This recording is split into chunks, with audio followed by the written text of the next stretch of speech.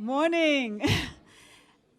Thank you so much for being here. I don't know about you guys, but I'm not a morning person. So getting up, dressing up, showing up, even getting makeup done this early in the morning is not something I take for granted.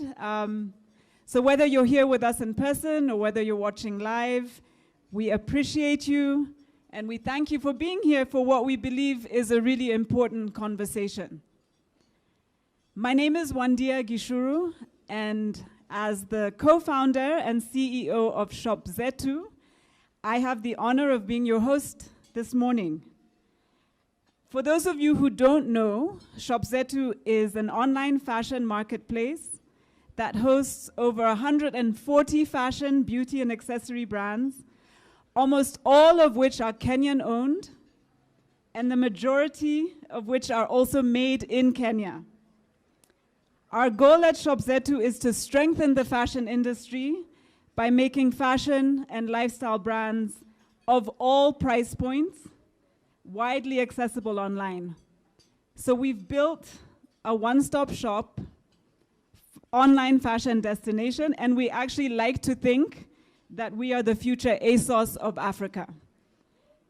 If you haven't visited Shop Zetu yet, please do so.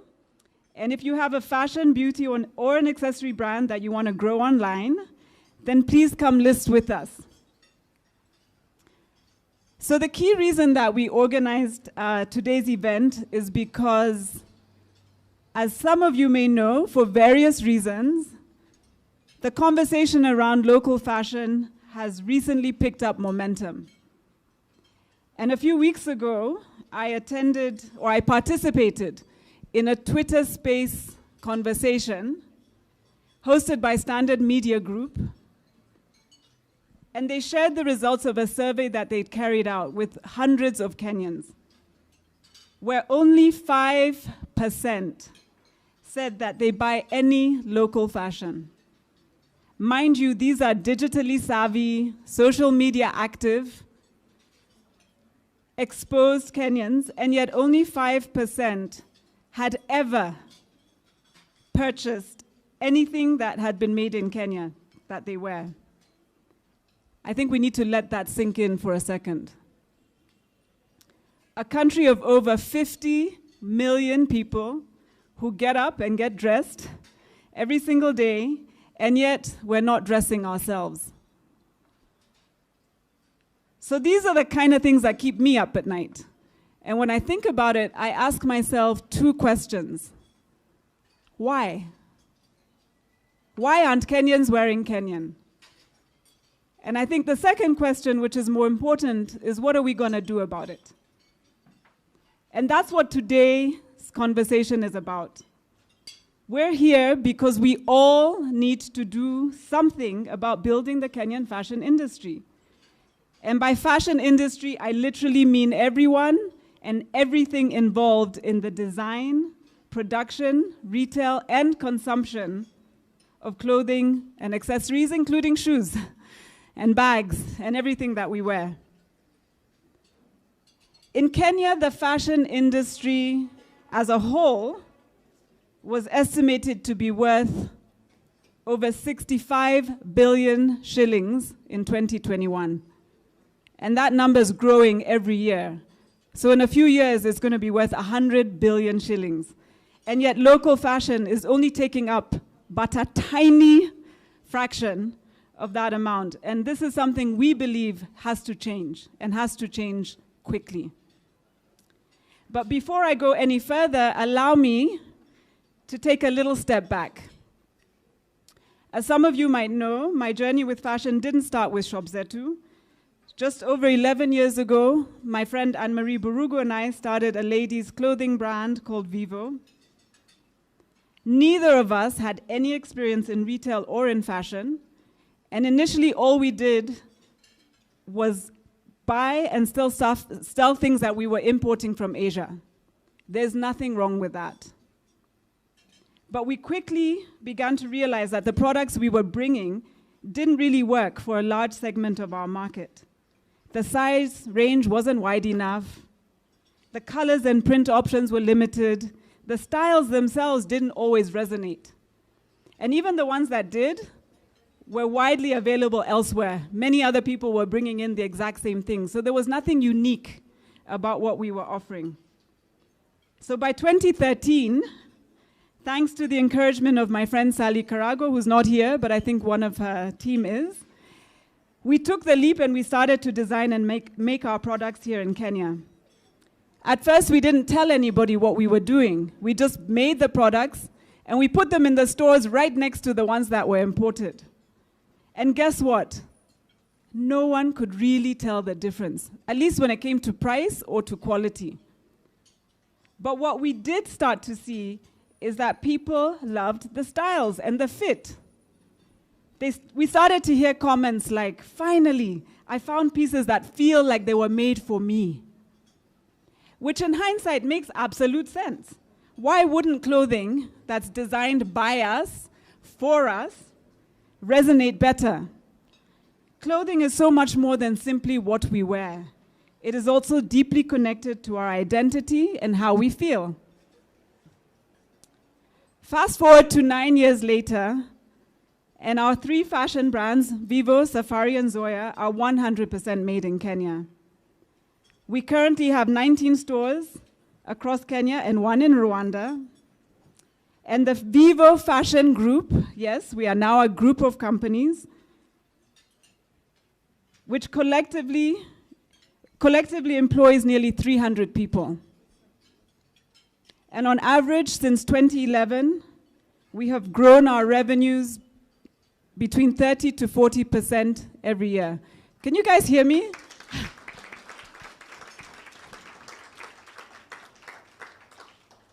And honestly, I share this not to sound as though we've arrived or to blow our own trumpet, not at all.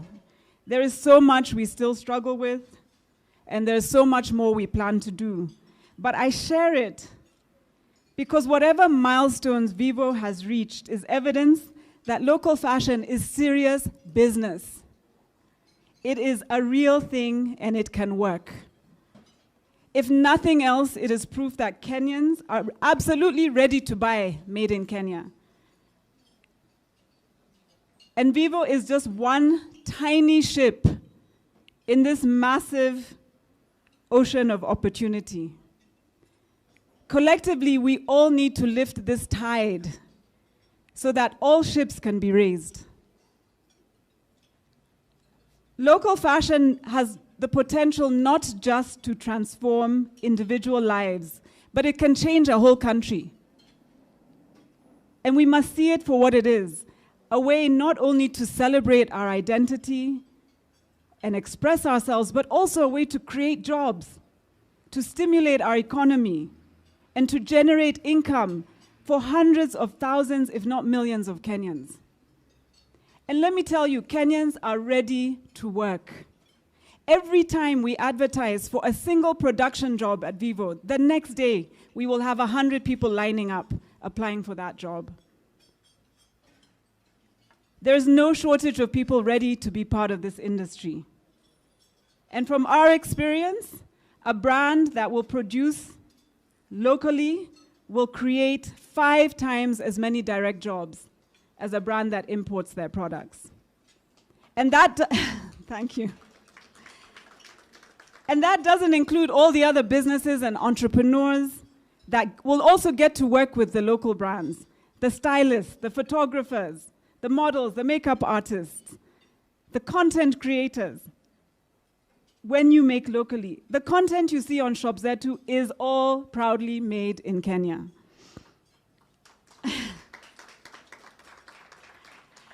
Fashion brands that are close to their market, brands that will listen to their customers and can respond quickly to what their customers want, brands that will work with other local businesses and entrepreneurs will have a huge advantage and a massive multiplier effect.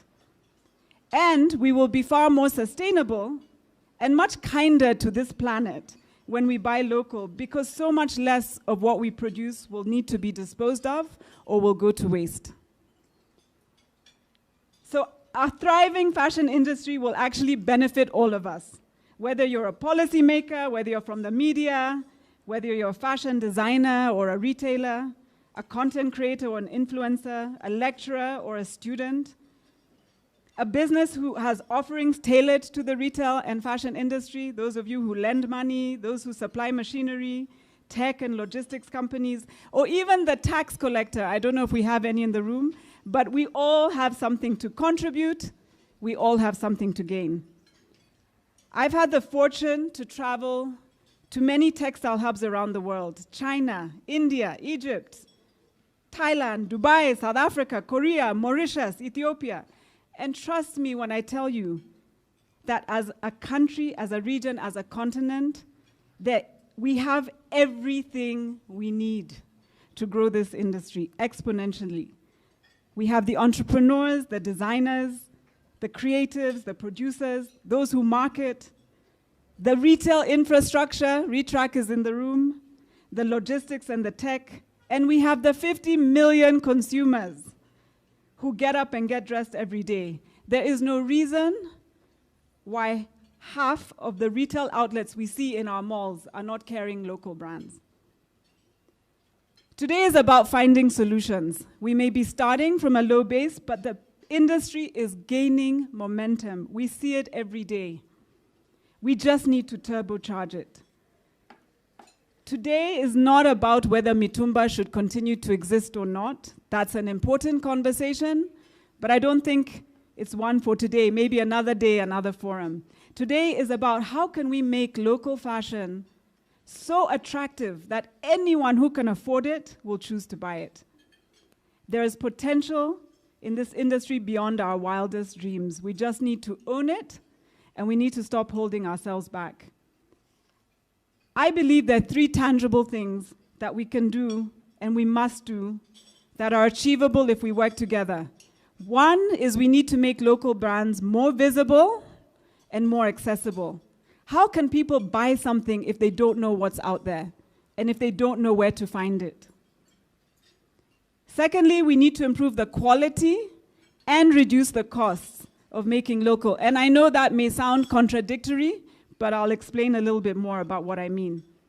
We also need to expand the range, the variety, and the price points of our offerings. There is demand for fashion at all price points, from the high end to the most affordable. But we must make more products that the average Kenyan can afford. If we can do these 3 things, not only will people know what's out there and how to find it, but we will also change this perception and the mindset that local fashion is substandard, or it's too expensive, or it's not unique enough. So back to costs. One thing I believe, and there's some who may or may not agree, but I strongly, strongly believe this, one thing that the government can do immediately is to push this agenda, is to remove the duty on imported fabric.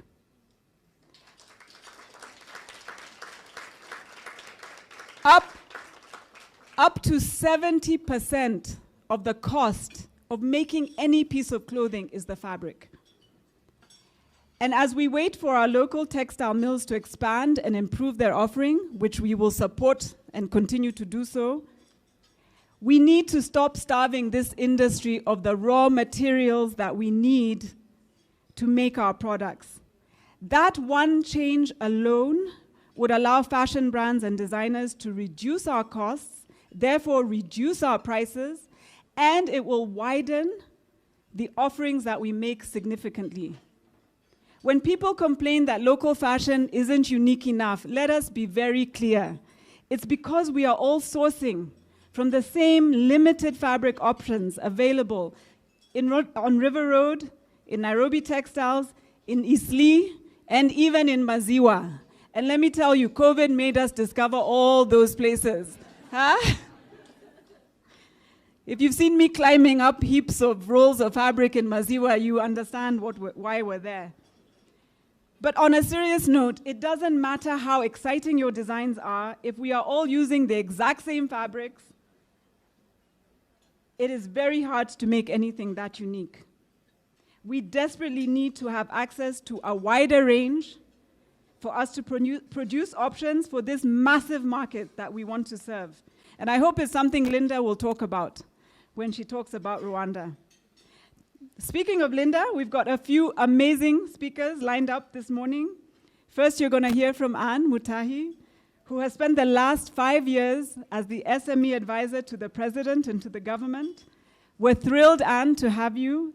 Anne has had a particular keen interest in the textile and fashion space and is a great champion of the Made in Kenya agenda.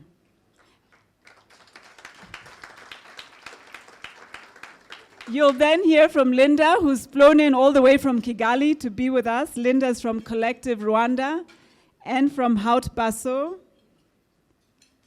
If there's one country in this part of the world that has a clear vision and a strategy and is making serious gains in championing their local fashion industry, it is Rwanda. Who here saw Prince Charles and Camilla sitting at the Rwanda Fashion Week? Who has seen the Arsenal football players wearing clothing from Rwandese fashion brands? Iona, you've just come from there. I hope in the Q&A you'll share some of what you saw. This is how seriously they're taking the space. And let us learn and listen and learn from our neighbors. After that, I'm hoping Caroline will be here to introduce our panelists. Oh, you are here? Yay! You made it! Caroline's not, she'll explain, but wait, thank you, you're here. Each of our panelists is representing a different part of this industry and they will share why local fashion is important to them and what they're doing about it.